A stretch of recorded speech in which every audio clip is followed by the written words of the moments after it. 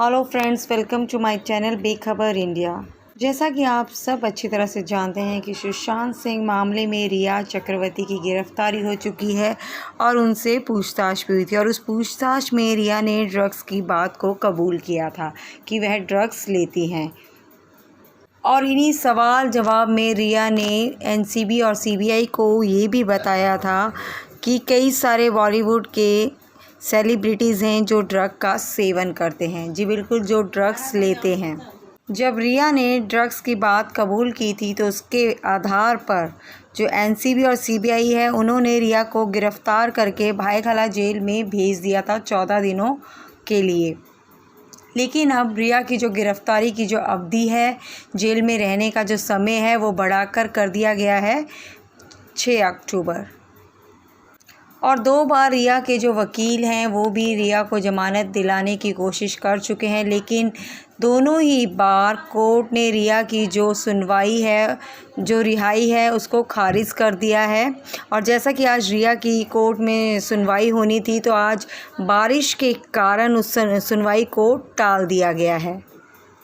रिया ने एनसीबी के सामने जिन बड़े बड़े बॉलीवुड के एक्ट्रेस के नाम लिए थे, जी हाँ, बड़े बड़े लोगों के नाम लिए थे, उनमें सारा अली खान, रकुल प्रीत सिंह और श्रद्धा कपूर, दीपिका पादुकोण जैसी टॉप एक्ट्रेस के नाम शामिल हैं। एक के बाद एक करके बॉलीवुड के कई सारे नाम सामने आ रहे हैं, लेकिन वहीं तमाम लोगों का मानना है कि किसी एक या दो लोगों की वजह से पूरी फिल्म इंडस्ट्री को बदनाम नहीं किया जा सकता। जिसमें बीते दिनों आप सभी जानते हैं कि जया बच्चन ने राज्यसभा में कहा कि इंडस्ट्री के कुछ लोग ऐसे हैं जो जिस थाली में खाते हैं और उसी में छेद करते हैं। उन्होंने कहा कि जिस इंडस्ट्री से आज लोगों को पहचान मिली है वह उसे अब एक गटर बता रहे हैं। इसके बाद जया बच्चन का जो बयान है, इसके लोगों ने काफ़ी आलोचना भी की। जैसा कि अभी आप सभी के सामने दीपिका पादुकोण, सारा अली खान, श्रद्धा कपूर और रकुल प्रीत सिंह और सिमोन खबाटा का नाम सामने आया है, तो हो सकता है कि अगले 3 दिनों में सभी को पूछताछ के लिए बुलाया जाए। दीपिका इस वक्त गोवा में है और ऐसे में समन जारी होने के कारण वह गोवा से मुंबई लौट सकती हैं। बताया जा रहा है कि दीपिका ने गोवा से ही अपने वकील से बातचीत की है। और एक खबर ये भी सामने आ रही है कि जो रकुल प्रीत सिंह हैं और सिमोन खबाटा और श्रुति मोदी को 24 दिसंबर को यानी गुरुवार को कल पूछताछ के लिए बुलाएगी एनसीबी और सीबीआई की टीम। वहीं दीपिका और करिश्मा प्रकाश को एनसीबी के सामने 25 सितंबर को पेश होना होगा। और साथ ही श्रद्धा कपूर और सारा अली खान 26 सितंबर को एनसीबी के सामने आएंगी और उनसे भी होंगे सवाल जवाब।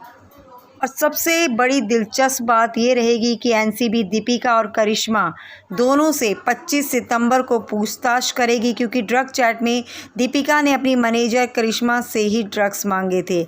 ऐसे में एजेंसी, जी बिल्कुल, एनसीबी की जो टीम है अब दोनों को आमने सामने बिठाकर करेगी पूछताछ, क्योंकि एनसीबी के हाथ जो चैट लगी है उसमें कई सारे नाम सामने आए हैं, लेकिन वो नाम क्लियर नहीं है, सिर्फ अल्फ़ाबेट से दिए गए हैं। तो जया साहा ने उनका खुलासा किया है एनसीबी के सामने और 3 बार जो एनसीबी की टीम है उन्होंने जया साहा से पूछताछ की है इस बारे में। चैट एनसीबी के हाथ लगी है, इसमें दीपिका ने डिमांड करी है ड्रग्स की, वो ड्रग्स मांग रही हैं। तो इस तरह की कुछ चैट सामने आई है, जिसके आधार पर दीपिका और करिश्मा से की जाएगी आमने सामने बैठाकर पूछताछ।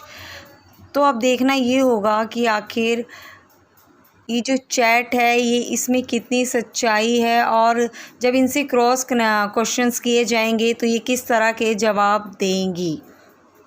तो आगे की पूरी खबर को जानने के लिए बने रहें हमारे चैनल बेखबर इंडिया के साथ, और साथ ही सब्सक्राइब भी करें हमारे चैनल को, ताकि आपको न्यूज़ की जो अपडेट्स हैं वो लगातार हमारे चैनल से मिलती रहें।